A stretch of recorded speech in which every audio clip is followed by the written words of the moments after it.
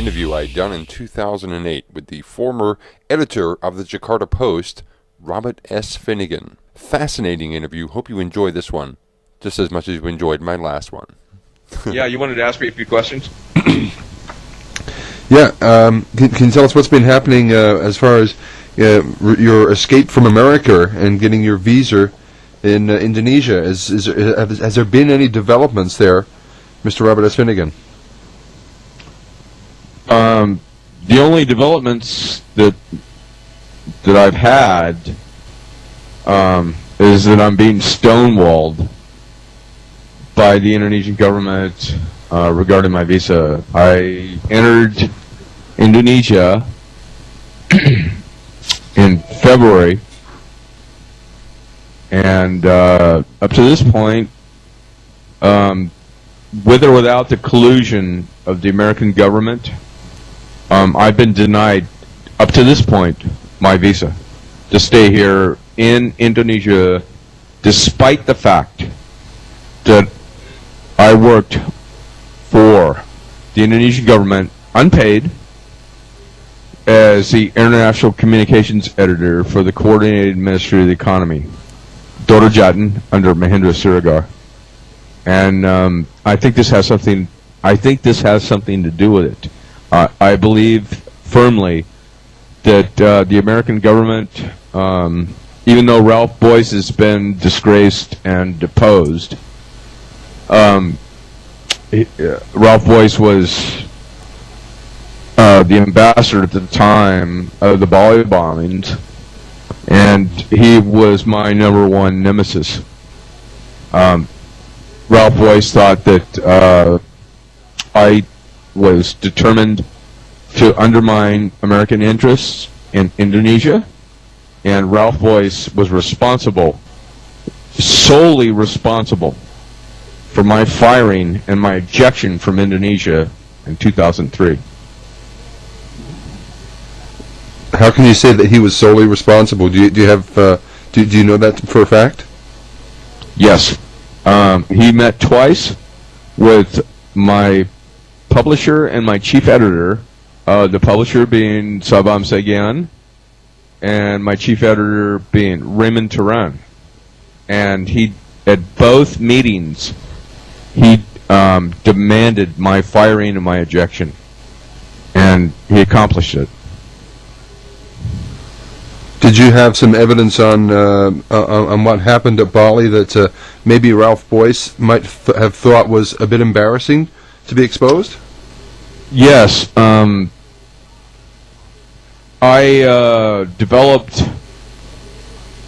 and my team developed CIA Mossad involvement in the Bali bombing of 2002 at Kuta.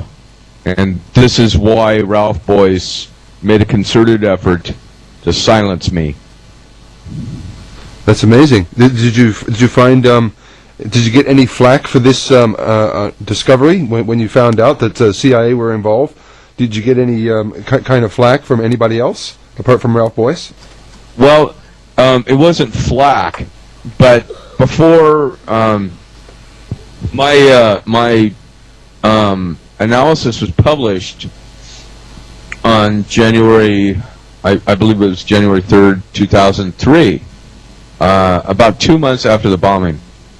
And I vetted my analysis through my chief editor, Raymond Turan, and through my publisher, Sabam Segian. And they both told me at the time, do you realize, Mr. Finn, and I use quote marks, do you realize what this could do to the Jakarta Post?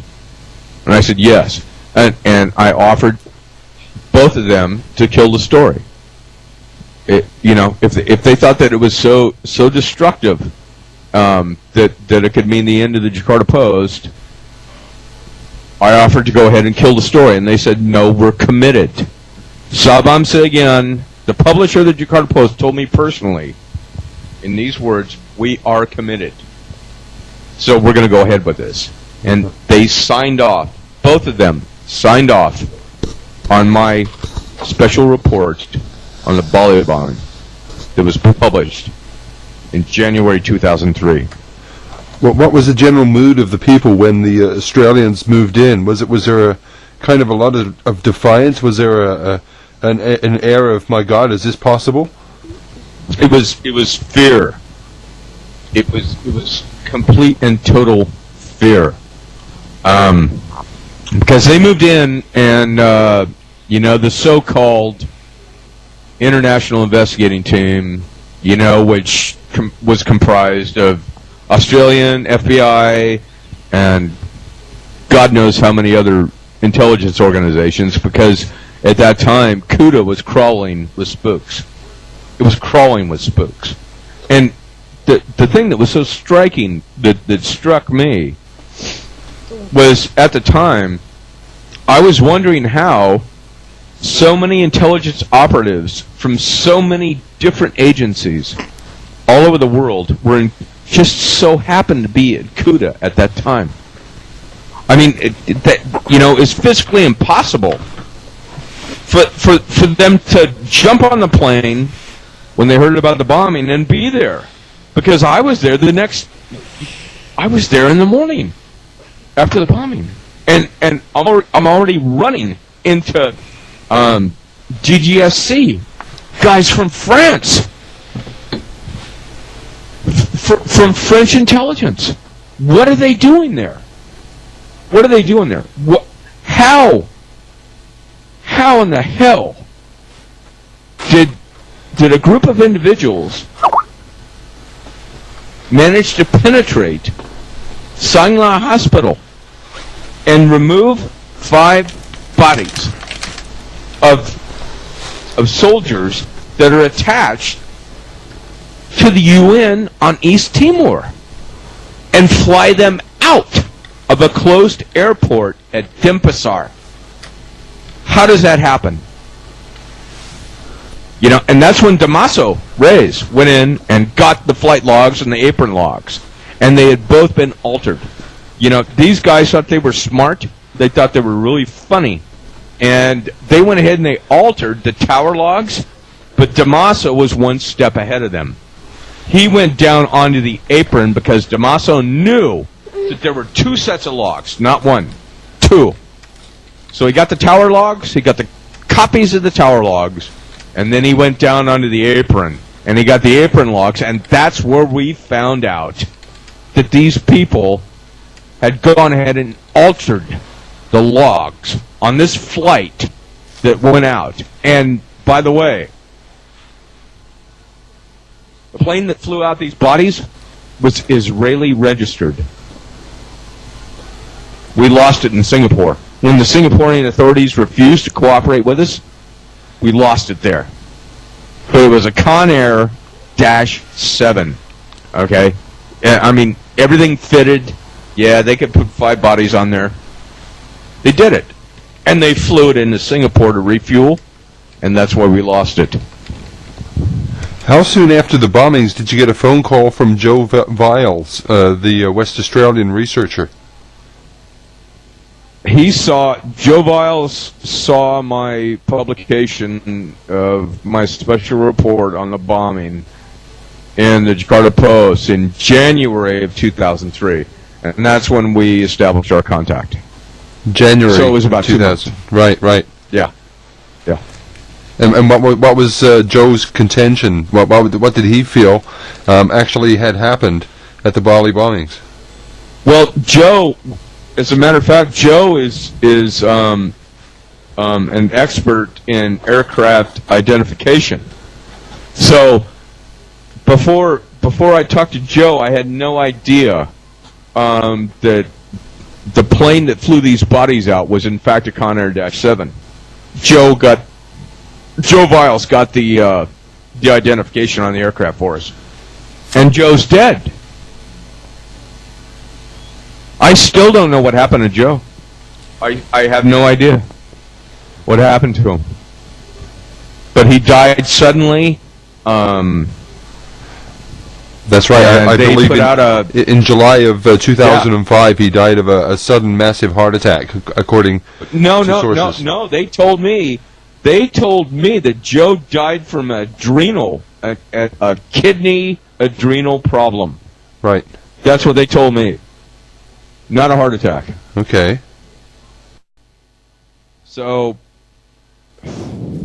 what was his contention primarily about what the blast was composed of? Micronuke. Did you believe that at first? No, I did not. What did it take? What was the pivotal moment that you suddenly realized that, oh my God, maybe Joe was right? When was it? That pivotal moment. At the time, we were working. Our team was working. Like 16, 18-hour days, and I was very tired.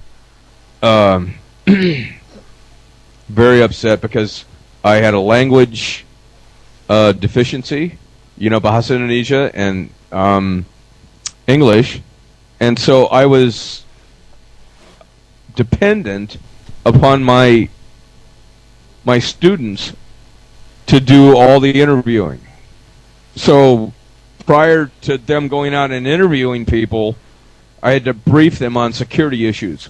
And that was my number one concern, was that, we're talking about, 20-year-old kids, journalism students, that are taking this, something like this, of this magnitude on. And so you can imagine I had, many, many sleepless nights worrying about their safety. So basically, they were my eyes and ears on the ground, and they were doing, this entire investigation up to that point was done by them, not by me. And so, when Joe Vialls, he originally faxed me an inquiry to Jakarta Post, and he brought up the micronuke theory, and I was angry when my student handed this to me. I crumpled it up and I threw it in the trash can, and I told her, go back to work. This is garbage. There's nothing to this. Go back to work and deal with the realities of this case. And right about that time, I got back my photos from Sangla Hospital. I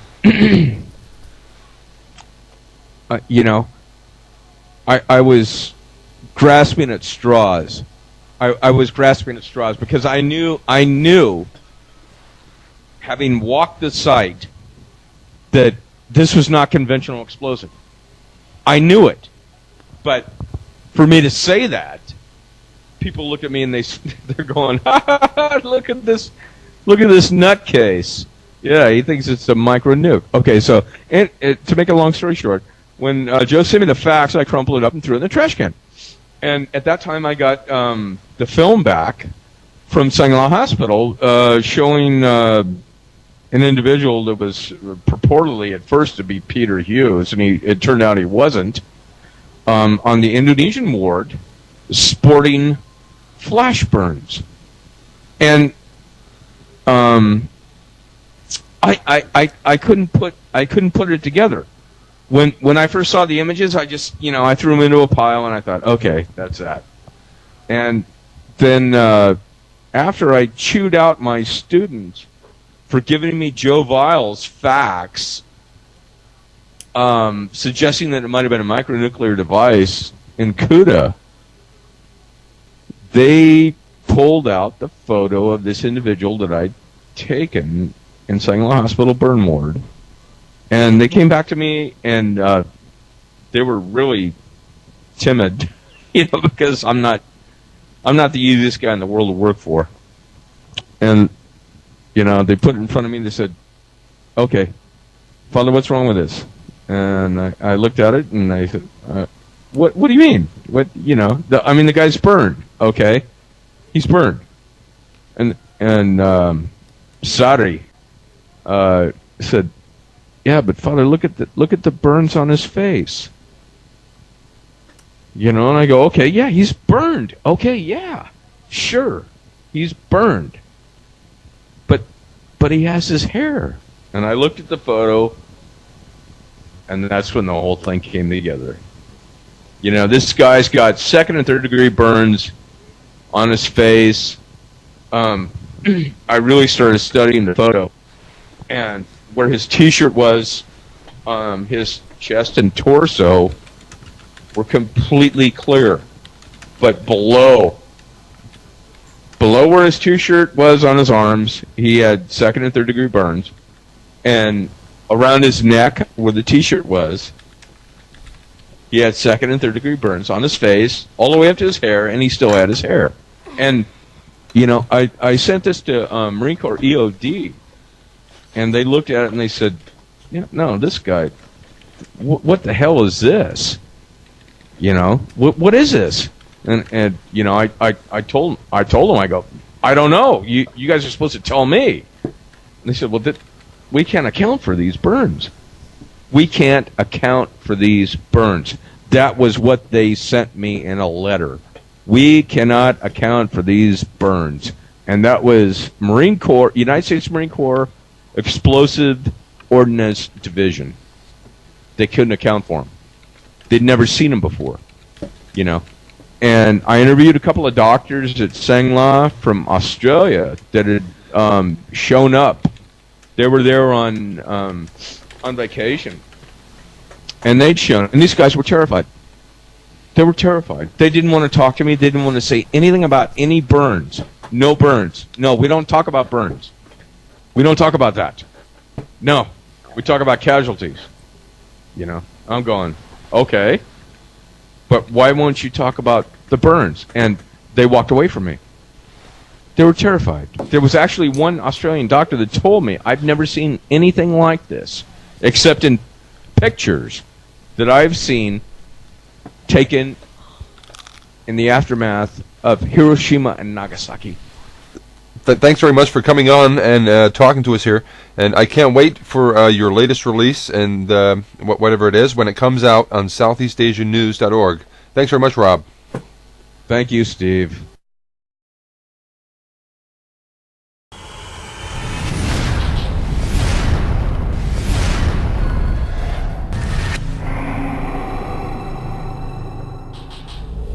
Here's a video interview I had done in 2008 with the former editor of the Jakarta Post, Robert S Finnegan. Fascinating interview. Hope you enjoy this one just as much as you enjoyed my last one.